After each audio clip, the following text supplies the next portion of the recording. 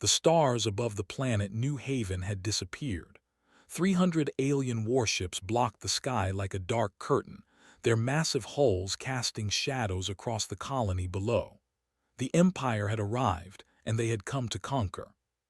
Fleet Admiral stood on the command bridge of his flagship, the Eternal Wrath. His 4 eyes scanned the planet below with cold satisfaction. 17 star systems had fallen to his fleet in the past 10 years. 17 worlds had bent their knees before the might of the Empire. This human colony would be number 18. His second-in-command, a younger officer named, approached with a data tablet in his clawed hands. His scales were a nervous shade of yellow, which meant he had news that might displease the Admiral. "Speak," commanded. "Admiral, our long-range sensors have detected a response from the humans."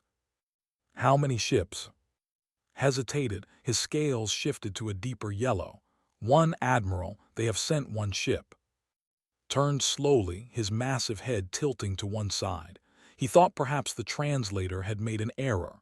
"Repeat that." "1 ship, Admiral. A single destroyer-class vessel. It is approaching from the inner system." The bridge crew fell silent.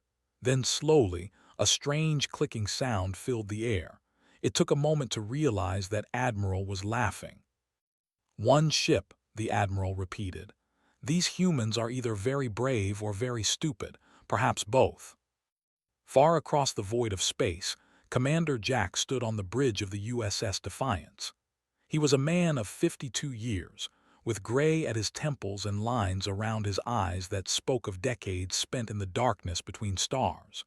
His uniform was neat but worn, the kind of clothing that had seen real work and real battles. The Defiance was a Resolute-class destroyer, built 30 years ago and rebuilt twice since then. She was not the ship in the human fleet. She was not the fastest or the most powerful, but she was tough, and her crew knew her secrets better than anyone. Lieutenant Commander Kate Morgan stood beside her captain, studying the tactical display with calm brown eyes. She was younger than Jack by 15 years, with short dark hair and the kind of quiet confidence that came from surviving situations that should have killed her. 300 ships, she said. That is quite a welcoming party. Jack nodded slowly. The do like to show off. They think big numbers mean everything. Do they not? Jack smiled, but there was no warmth in it. They might, against anyone else. The communications officer, a young woman named Cole, looked up from her station. "Commander, we are receiving a transmission from the alien flagship. They want to talk." "Put it through." The main screen flickered, and the face of Admiral appeared. He was reptilian, with 4 eyes arranged in a diamond pattern and a mouth full of teeth that looked designed for tearing flesh. His translator rendered his words in a flat, mechanical voice. "Human vessel, I am Fleet Admiral of the Empire. You are outnumbered 300 to 1. Your colony is surrounded. Surrender now, and I will consider showing mercy to your civilians. Resist, and I will burn your world to ash." Jack stepped forward, his hands clasped behind his back. "Admiral, I am Commander Jack of the USS Defiance. I have a counter-offer for you." "You are in no position to make offers, human." "I disagree. Here is my offer. Take your fleet and leave this system. Go back to your empire and tell them that human space is not for conquest. Do this, and we will let you go in peace." The clicking laughter returned, louder this time. "You threaten me. With 1 ship. Human, I have conquered species far more powerful than yours. Your 1 little vessel is nothing but a speck of dust before my armada." Jack remained perfectly still. "I am giving you a chance, Admiral. A chance that you do not deserve, but one that I offer anyway. Take it. Leave now. Because if you stay, if you try to harm the people on that planet below, I will destroy your fleet." Admiral stopped laughing. His 4 eyes narrowed with what might have been anger or might have been curiosity. "You actually believe that, do you not? You actually think you can fight us?" "I do not think it, Admiral. I know it." The alien commander studied the human face on his screen for a long moment. There was something in those human eyes that made him uncomfortable, though he could not say what it was. It looked almost like pity. "Your species is insane," declared. "Prepare to die." The transmission cut off. On the bridge of the Defiance, Kate raised an eyebrow. That went well. Jack turned to his tactical officer, Lieutenant Ben Torres, a stocky man with a shaved head and steady hands. "Ben, begin pre-deployment sequence. I want the swarm ready to launch in 5 minutes." "Aye, Commander. Swarm deployment standing by." Down in the engine room, Chief Engineer Miller received the order through his earpiece. He was a big man with thick arms and grease permanently embedded under his fingernails. He had served on the Defiance for 12 years, and he knew every bolt and wire in her hull. "All right, people," he called to his team. "You heard the man. Power up the deployment bays. Let us show these lizards what a human ship can really do." His assistant, Ensign Adams, began activating systems that the sensors could not detect. Deep within the hull of the Defiance, 40,000 machines began to wake up. In orbit above New Haven, Governor Lisa Park watched the confrontation from her command center. She was a small woman with silver hair and sharp eyes, elected by the colonists to keep them safe. Right now, she felt the weight of 2 million lives pressing down on her shoulders. Her aide, a nervous young man named Sam Wheeler, stood beside her. His face was pale. "Governor, should we begin evacuation?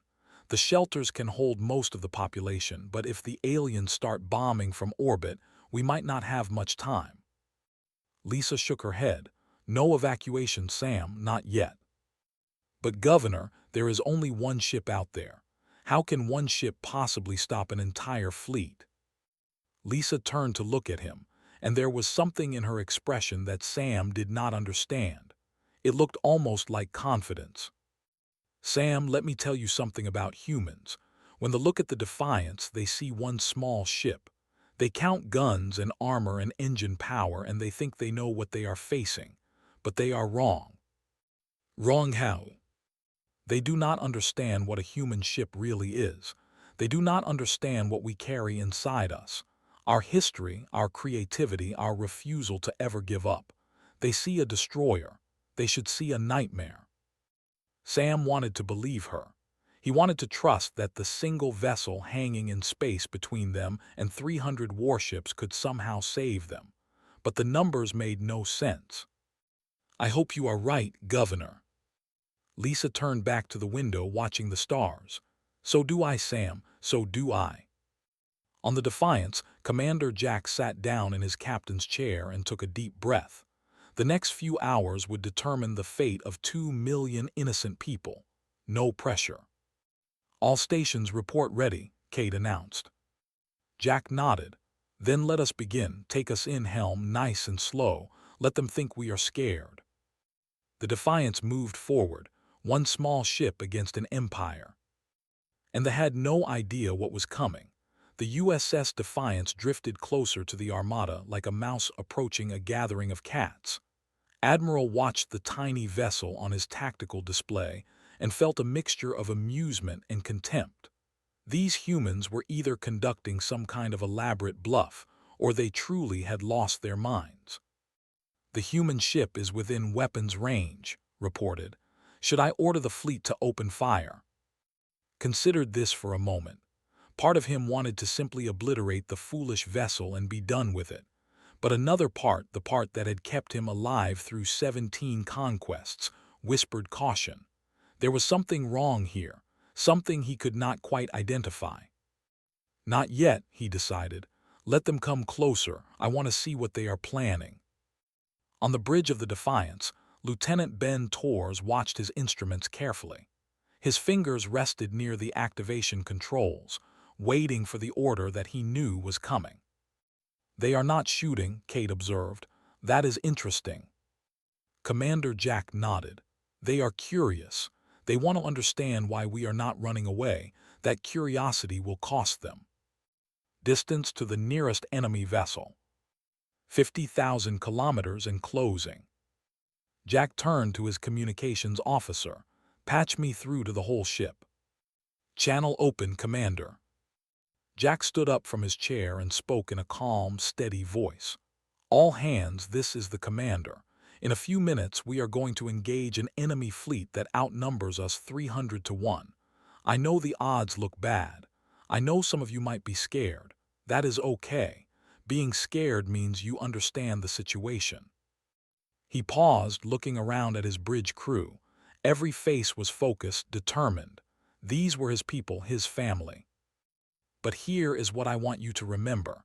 We are not just any crew. We are human. Our ancestors survived ice ages and plagues and wars that should have wiped them out. They crossed oceans in wooden boats. They walked on the moon with computers weaker than your wristwatch.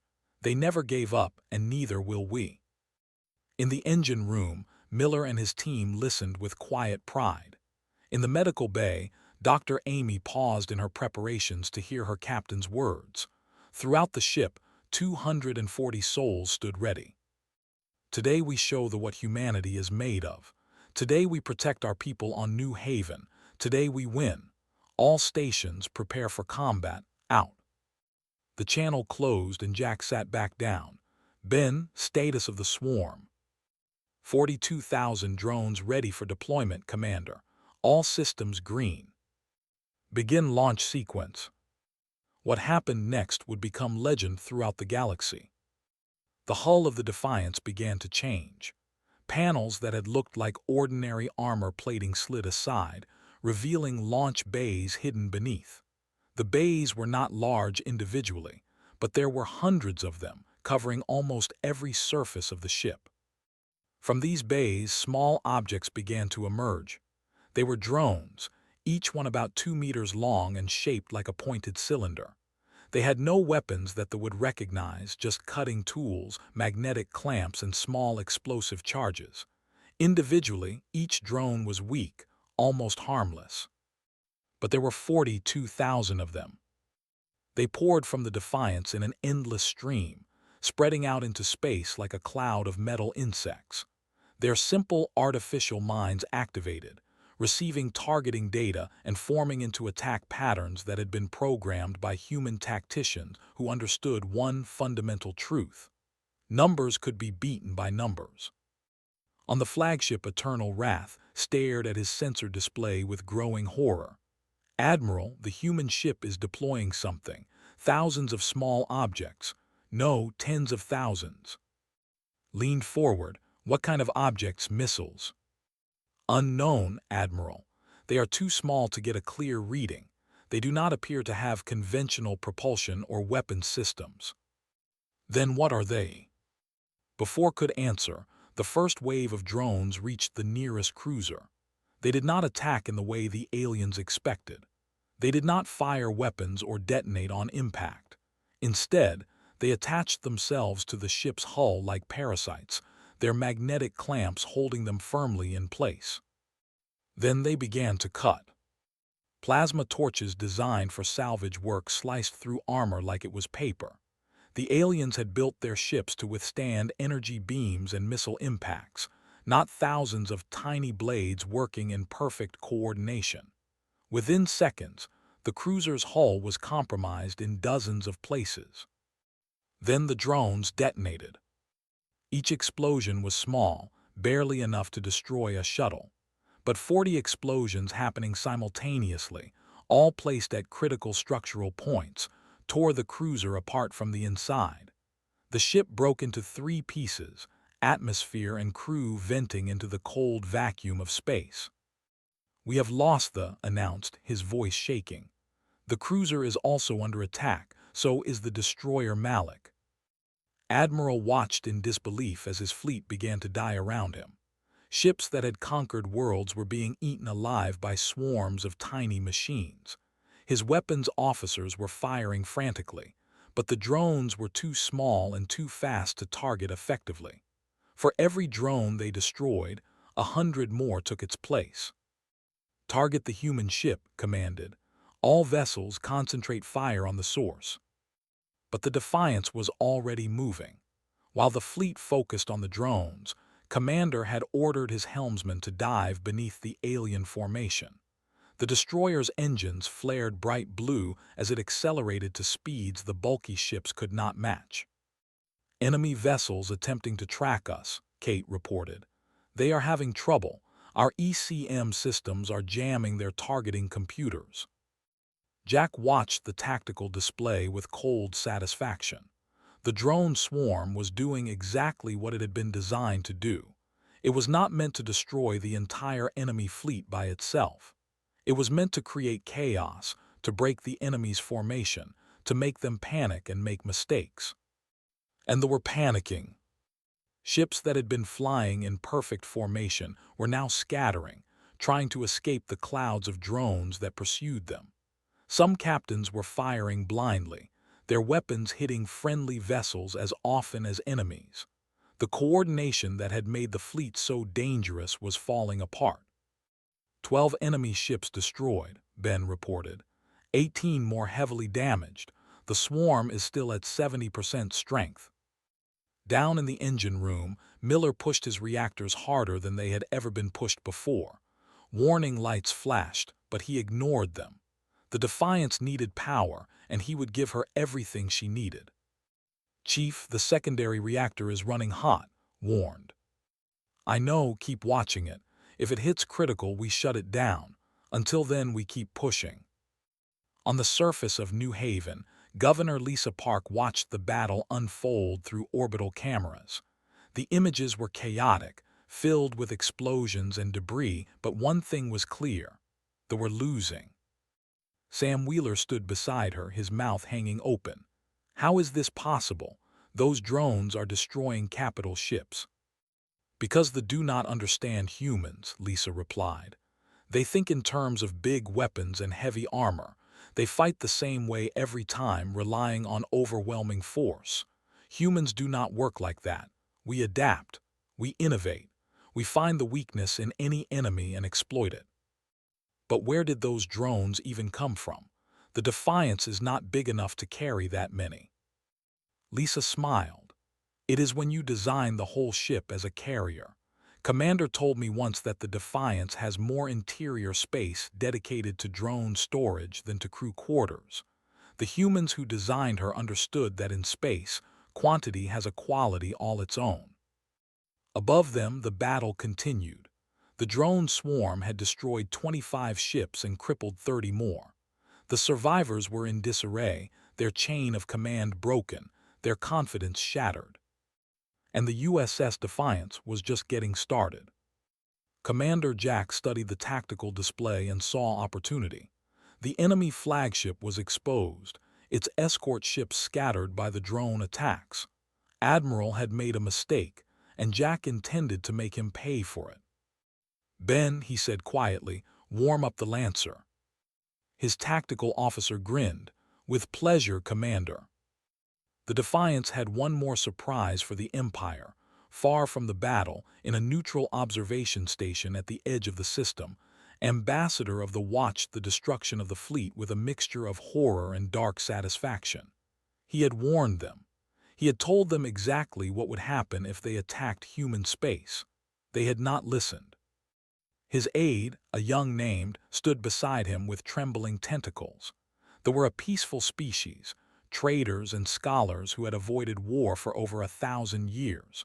Watching this level of violence was deeply disturbing to them both. "Ambassador," whispered, "how is this happening? The humans sent one single ship against 300. His large eyes remained fixed on the tactical display. "Because you are thinking like a... You see one ship, and you count its guns and its armor and its crew size. You calculate its combat effectiveness using standard formulas. They did the same thing. And they were wrong. Completely wrong. When you evaluate a human vessel, you cannot use standard formulas. Humans do not fight like other species. They do not build weapons like other species. Their entire approach to warfare is different." Watched as another cruiser broke apart under the assault of thousands of tiny drones.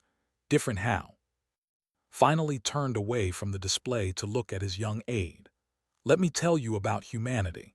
Let me tell you what I learned when I first made contact with their species 20 years ago. He activated a holographic display showing an image of Earth, the human. It was a blue and green planet, beautiful and peaceful from orbit, but knew the truth beneath that beauty. Humans evolved on a death world. Their planet is covered with predators, poisonous creatures, extreme weather, and natural disasters. Floods, earthquakes, volcanoes, hurricanes.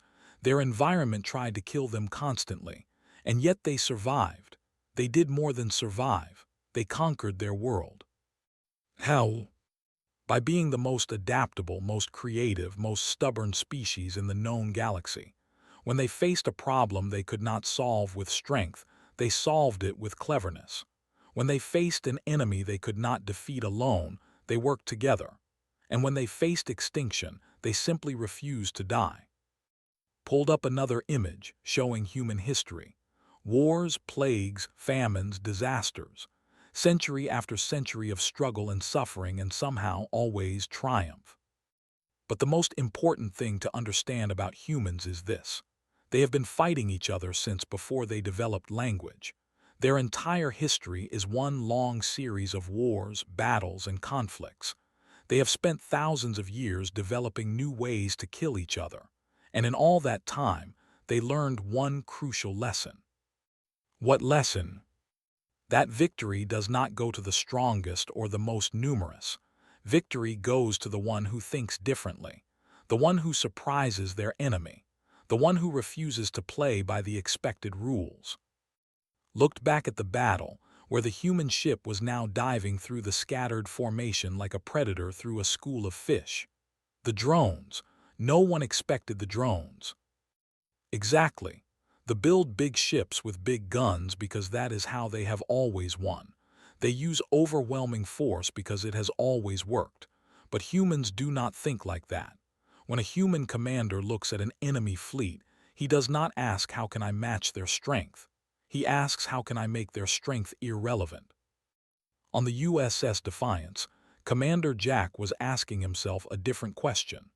How fast could he kill the enemy flagship before the regrouped? The Lancer was warming up, its magnetic accelerators humming with stored energy. It was the Defiance's main weapon, that ran through the entire length of the ship. It fired solid tungsten projectiles at a significant fraction of light speed. At that velocity, the projectile did not need explosives. The kinetic energy alone was devastating. Lancer at 80% charge, Ben Torres reported. Targeting solution locked on the enemy flagship. Kate studied the tactical display with concern. The flagship is starting to move. Admiral must have realized he is exposed. He realized too late, Jack replied. Ben, fire when ready. Aye, Commander. Lancer at full charge, firing. The Defiance shuddered as the magnetic accelerators released their payload. A tungsten rod 3 meters long and 30 centimeters wide shot from the bow of the ship at a velocity that made it nearly invisible. It crossed the distance to the flagship in less than a heartbeat. Admiral never even saw it coming. The projectile struck the eternal wrath amidships, punching through shields that were designed to stop energy weapons, not solid objects moving at relativistic speeds. It tore through the outer hull, the inner hull, the reactor compartments, and out the other side, leaving a tunnel of destruction in its wake. Secondary explosions rippled through the flagship as ruptured power conduits and breached fuel tanks ignited. The great ship, home to 3,000 warriors and symbol of imperial might, broke apart in a bloom of fire and debris. Admiral died in his command chair, his last thought one of complete bewilderment. He had conquered 17 worlds. He had crushed every enemy he had ever faced, and he had been killed by a single ship that should not have been able to scratch his paint. On the bridge of the Defiance, the crew watched the flagship die in silence. There was no cheering, no celebration. They were professionals and the battle was not over yet. Flagship destroyed, Kate confirmed. Enemy fleet is in total disarray. Multiple vessels breaking formation. Some are trying to flee. Others appear to be signaling surrender. Jack nodded slowly. The head of the snake is gone, but the body can still bite. Broadcast on all frequencies. Give them one chance to surrender. Cole activated the communications array. Channel open, Commander. Jack stood and spoke clearly. Attention vessels, your flagship has been destroyed. Your admiral is dead. Your fleet is broken. You have one opportunity to survive this day. Power down your weapons and surrender. Any ship that continues to fight will be destroyed. You have 5 minutes to decide. He cut the transmission and turned to his tactical officer. Ben, how many ships are still combat effective? Roughly 140 enemy vessels still have weapons capability. The rest are destroyed, crippled, or already powered down. And our drones swarm. Down to about 18,000 active units, still enough to cause significant damage. Jack sat back down in his chair and waited. 5 minutes was not a long time when your life hung in the balance, but he wanted to give the every chance to make the right choice. He was not a cruel man. He took no pleasure in killing, but he would do whatever was necessary to protect his people. In the engine room, Miller finally allowed himself to breathe. The secondary reactor had held together, barely. His team was exhausted, covered in sweat and coolant, but they had kept the ship running when it mattered most. "Good work, everyone," he said quietly. "We are not done yet, but the hard part might be over." Adam slumped against a console, her young face showing the strain. "Chief, I never want to do that again." Laughed, a tired but genuine sound. "Get used to it, Ensign. This is what it means to serve on a human warship. We push ourselves beyond what should be possible, and somehow we survive." On the observation station, Ambassador watched as ships began powering down their weapons one by one. The surrender was spreading through the fleet like a wave. "It is over," said softly. "The humans won." Shook his head. "This battle is over, but what happened here today will echo through the galaxy for generations. Every species will learn what humans did at New Haven. Every empire will think twice before threatening human space." Is that a good thing or a bad thing? Considered the question carefully. I do not know. Humans are complicated. They can be kind, generous, creative, and loving. They can also be this: warriors who destroy entire fleets with ingenuity and determination. The galaxy has never seen anything quite like them. He turned away from the display, suddenly tired. "I need to prepare my report for the council. They will want to know everything about what happened here, and they will want to know what it means for the future." "What does it mean?" Paused at the door. "It means that humanity is no longer a minor species on the edge of known space. After today, everyone will know their name. Everyone will know what they can do, and everyone will have to decide whether to be their friend or their enemy." He looked back at the tactical display one last time, where the lone human ship sat among the wreckage of a conquered fleet. "I would strongly recommend friendship." 5 minutes passed slowly on the bridge of the USS Defiance. Commander Jack watched the tactical display as ship after ship powered down their weapons. The wave of surrender spread through the fleet like a disease, each captain making the choice to live rather than die for a cause that was already lost. But not all of them surrendered. "Commander," Kate Morgan reported, "I am counting approximately 30 vessels that have not powered down. They appear to be forming up on the far side of the debris field." Jack studied the formation. 30 ships was still a significant force, more than enough to cause serious damage if they made it past the Defiance to New Haven below. The remaining drones could handle them, probably, but it would be costly. "They are running," Ben Torres observed. "Look at their trajectory. They are not preparing to attack. They are trying to escape into deep space." Jack considered his options. He could order the drone swarm to pursue, to hunt down every last ship and ensure that none of them made it home to report what had happened. It would be the tactically sound decision. Dead enemies could not return with reinforcements. But Jack was not just a tactician. He was a human being, and human beings understood something that they did not. Mercy had value. Fear was useful, but fear combined with hope was more useful still. Let them go, he decided. Kate turned to look at him with surprise. Commander. Let them run. Let them go home to their empire and tell everyone what happened here today. Let them describe what a single human ship did to 300 of their finest vessels. That story will do more to protect human space than destroying 30 more ships ever could. Cole looked up from her station. Commander, several of the surrendering vessels are requesting to speak with you directly. Their captains want to discuss terms. Jack nodded. Tell them to stand by. We will process surrenders in an orderly fashion. Any ship that powers up weapons will be destroyed immediately. Anyone who follows the rules will be treated fairly. Aye, Commander. On the surface of New Haven, Governor Lisa Park finally allowed the tension to leave her shoulders. The battle was over. Her people were safe. 2 million colonists would sleep in their beds tonight instead of dying under orbital bombardment. Sam Wheeler stood beside her, still stunned by what he had witnessed. Governor, we need to make an announcement. The colonists are terrified. They need to know what happened. You are right. Lisa walked to the central podium of her office and activated the planetary broadcast system. Her image would appear on every screen, every device, every public display on New Haven. Citizens of New Haven, she began, her voice calm and steady. This is Governor Lisa Park. I am pleased to inform you that the threat to our colony has been eliminated. The fleet that attacked our system has been defeated. Over 100 enemy vessels have been destroyed or captured. The remainder have fled into deep space. She paused, letting the words sink in across the planet. In homes and businesses, in shelters and public squares, people stopped what they were doing to listen. This victory was achieved by a single ship, the USS Defiance, under the command of Commander Jack.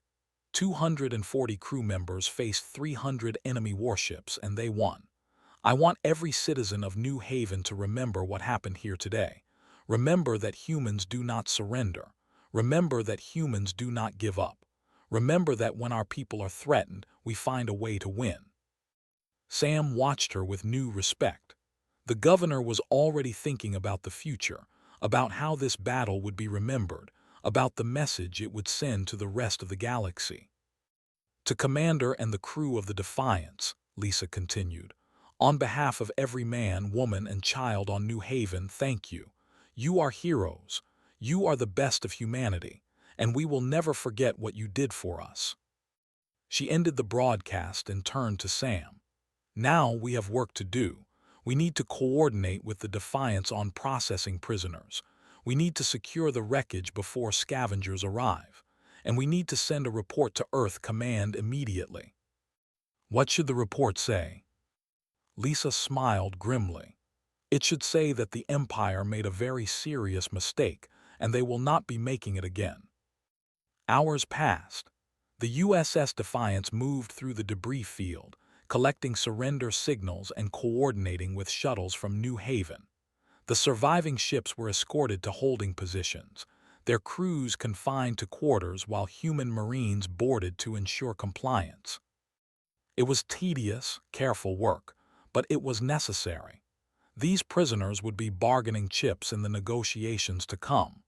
They would be proof of human capability and human mercy, evidence that humanity could be trusted to treat even their enemies fairly. In the medical bay of the Defiance, Dr. Amy finally had a moment to rest. The battle had produced remarkably few human casualties. 4 crew members had been wounded when a lucky shot had breached a secondary hull compartment. All 4 were expected to make full recoveries. 4 wounded, Amy muttered to herself. We fought 300 ships and we had 4 wounded. No deaths. How is that even possible? Her assistant, a young medic named Nick Santos, looked up from his work. It is possible because Commander is the best there is. He knew exactly what he was doing from the moment the enemy showed up. I suppose so. It still feels unreal. Most of human history feels unreal when you think about it, Doctor. We are a species that refuses to accept reality when reality is unfavorable. We just change reality instead. Amy laughed, a tired but genuine sound. That is either the most inspiring or the most terrifying thing I have heard today. Why not both? On the bridge, Commander Jack finally allowed himself to relax just a little. The battle was over, the enemy was defeated, and his crew was alive. All 240 of them. He had promised to bring them through this, and he had kept that promise. Kate Morgan approached with a data tablet. Preliminary reports are in, Commander. We destroyed 112 enemy vessels and captured 94. The rest escaped into deep space. Estimated enemy casualties are between 40 and 50,000. Human casualties are 4 wounded, 0 killed. Jack took the tablet and studied the numbers.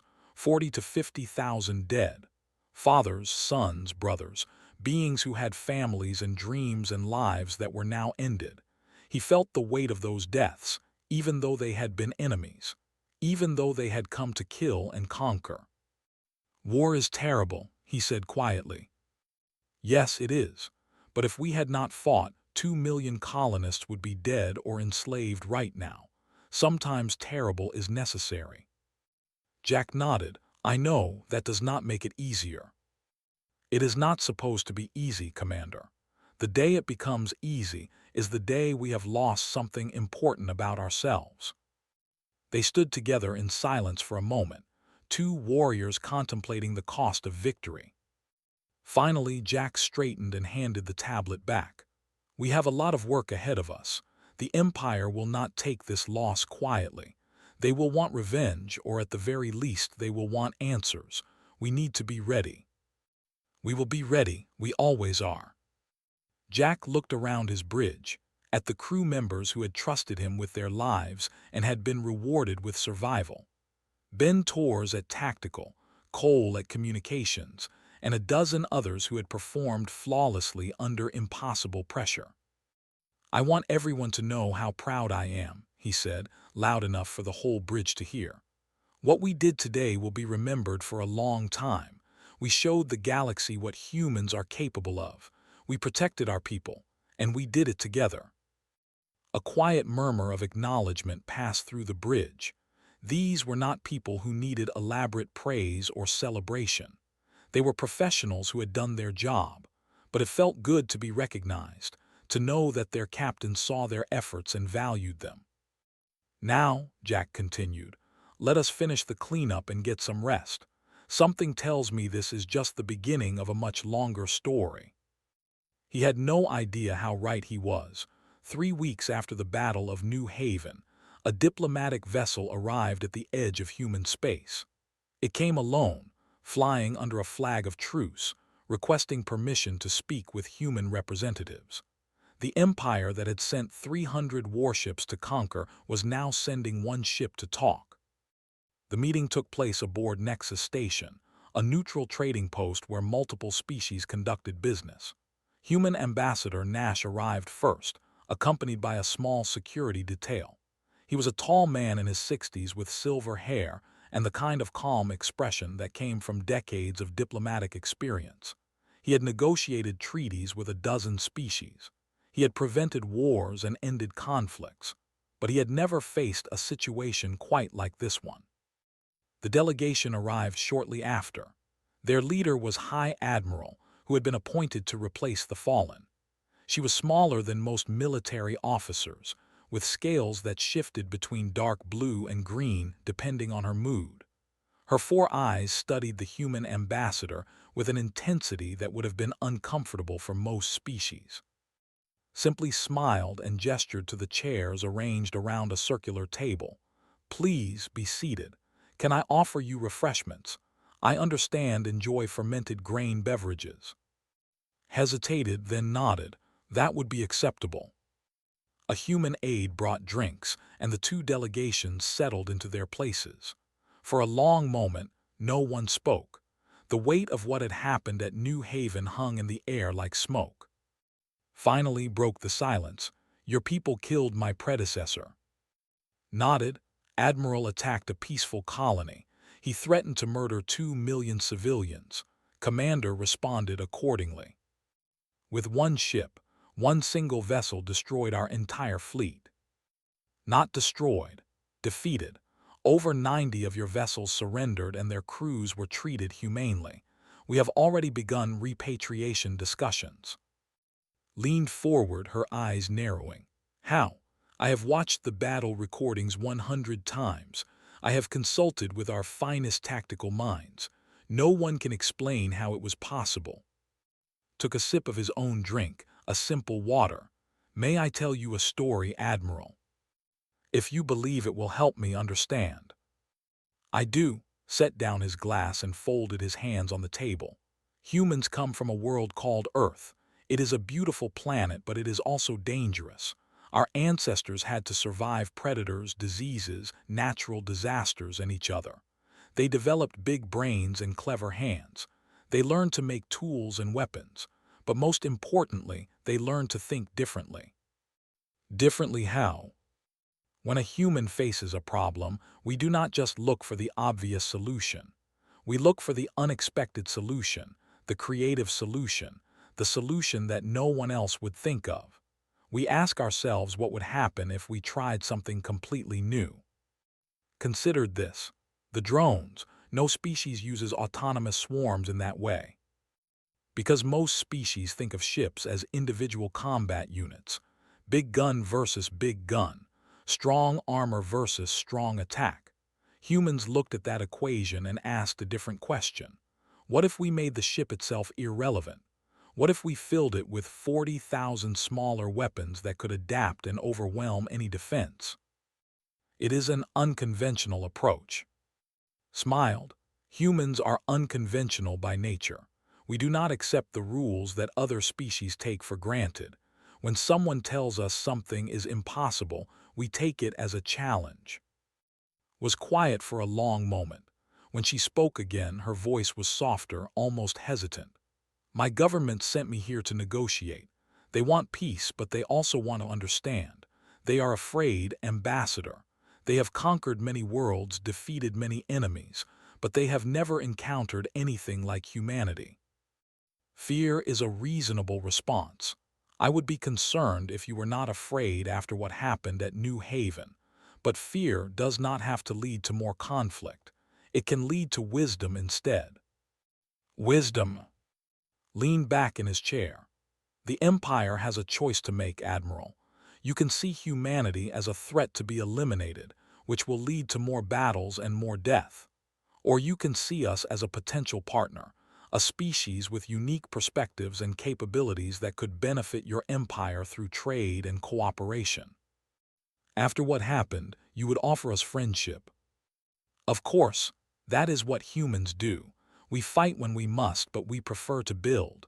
We prefer to create rather than destroy. We would rather share a meal with you than fire a weapon at you. Shook her head slowly. Your species confuses me, Ambassador. You show mercy to those who would have shown you none. You offer peace to those who came to conquer you. Why? Thought about the question carefully before answering. Because we understand that today's enemy can be tomorrow's friend. Because we know that cycles of revenge and retaliation lead nowhere good. And because, despite all our wars and conflicts, humans fundamentally believe in hope. We believe that beings can change, that relationships can improve, that the future can be better than the past. Even after 50,000 of our warriors died at New Haven. Yes, even after that. Those deaths were tragic, and I wish they had not been necessary. But the responsibility for them lies with Admiral, who chose to attack innocent civilians. Commander was defending his people. Any species would do the same. The negotiations continued for several hours. Terms were discussed, boundaries were established, and the framework for a lasting peace began to take shape. It would not happen overnight. Trust had to be rebuilt, wounds had to heal, but the foundation was there. As the meeting concluded, stood and offered the traditional gesture of respect, a lowering of the head that exposed the vulnerable scales at the back of the neck. It was a sign of submission, of acknowledgement that the other party had proven themselves worthy. Returned the gesture with a human handshake, clasping the Admiral's clawed hand firmly but gently. I look forward to working with you, Admiral. I think our peoples have much to offer each other. As do I, Ambassador, though I must confess one final curiosity. Yes, if we had not attacked New Haven, if we had simply requested passage through your space or asked to establish trade relations, what would have happened? Laugh softly. We would have said yes. We probably would have invited you to dinner. Humans are friendly by nature, Admiral. We enjoy meeting new species, learning about new cultures, sharing our stories and hearing yours. We only become dangerous when someone threatens the people we love. Nodded slowly. The galaxy has underestimated your species for too long. They usually do. We prefer it that way. Makes it easier to surprise people. On the USS Defiance, now undergoing repairs at the New Haven orbital shipyard, Commander Jack received the news of the peace negotiations with quiet satisfaction. His ship would be in dock for another month at least, and his crew had been granted extended shore leave. They had earned it. Kate Morgan found him on the observation deck, staring out at the stars through a massive viewport. The debris field from the battle had mostly been cleared, but occasionally a piece of wreckage would drift past, tumbling slowly in the void. Good news from Nexus Station, she said, joining him at the window. I heard. Sounds like Ambassador Nash is making progress. Thanks to what we did here, they are taking us seriously now. Jack nodded. That was always the goal, not to destroy them but to change their perception of us, to make them understand that attacking humanity is not worth the cost. Kate was quiet for a moment, watching the stars with him. Do you think it will last? The peace, I mean. I hope so, but if it does not, we will be ready. That is what we do. We prepare for the worst while hopping for the best. She smiled. Just one ship, that is what they kept saying, just one ship. Jack smiled back. It is never just one ship, Kate. It is never just one human or one family or one colony. When you threaten any part of humanity, you threaten all of us. We stand together. We fight together. And together, we are more than any enemy can handle. They stood in silence, two warriors at peace, watching the stars that humanity had claimed as their own. Somewhere out there, other species were watching too, listening to the stories that came from New Haven, learning about the single ship that had defeated an armada, wondering what it meant for the future of the galaxy. And slowly, carefully, deciding that friendship with humanity was far preferable to the alternative. The stars had never looked brighter.